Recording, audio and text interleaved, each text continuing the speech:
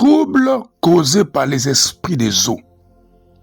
Voici quelques troubles causés par les esprits des eaux. Premièrement, rupture de foyer et de mariage. Deuxièmement, problèmes conjugaux. Troisièmement, perte de désir pour le partenaire, querelle constante. Quatrièmement, victime de toutes sortes d'abus sexuels en songe.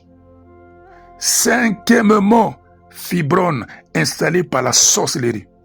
Le corps de la femme ne retient pas la sémence. Sixièmement, cas de stérilité, mariage tardif, mariage instable. Septièmement, acte de délinquance juvénile, entêtement des enfants, désobéissance envers les parents, mythomanie, bagarre constante, enfants enclins au vice.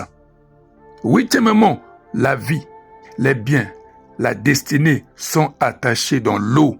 Naoum chapitre 2, versets 6 à 13. Neuvièmement, échec dans l'exécution de l'œuvre de Dieu.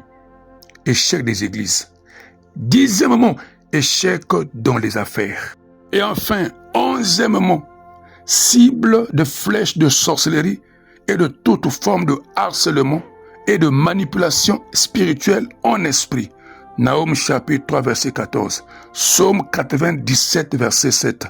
Ésaïe 42, le verset 17. Méthode de lutte contre les esprits des eaux.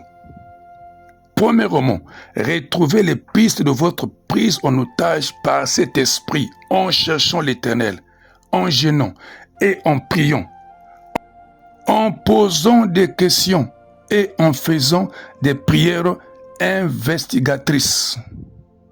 Deuxièmement, répentez-vous et confessez vos péchés devant Dieu, tels que les péchés des ancêtres, les alliances de consécration, mariage, vœux, promesses, faute de sang, dévotion diabolique, sacerdoce satanique. Daniel chapitre 9, versets 3 à 19. Néhémie chapitre 1, versets 2 à 11. Troisièmement, expiation et rénonciation par le sang de Jésus-Christ. Apocalypse chapitre 5, versets 9 à 10. Quatrièmement, renoncer aux alliances et aux consécrations. Divorcer de ces mariages sataniques. Galates chapitre 2, verset 20. Éphésiens chapitre 5, verset 25 à 27. Cinquièmement, briser les témoins, symboles, points de contact, les alliances contractées avec les eaux, sur la terre, sur et dans votre corps.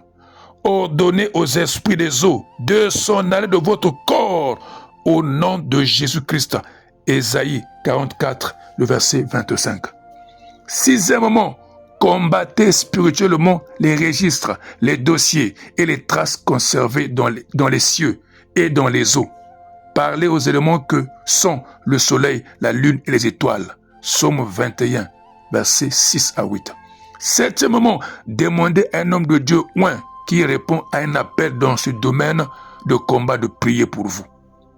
Et enfin, huitièmement, continuez à vivre dans une attitude de combattant spirituel en reprenant les étapes 2 et 6 jusqu'à ce que vous commenciez à constater la manifestation de votre restauration sur le plan physique. Mettez ces méthodes en pratique et vous serez libérés de l'influence des esprits des eaux. Soyez bénis au nom de Jésus. Amen.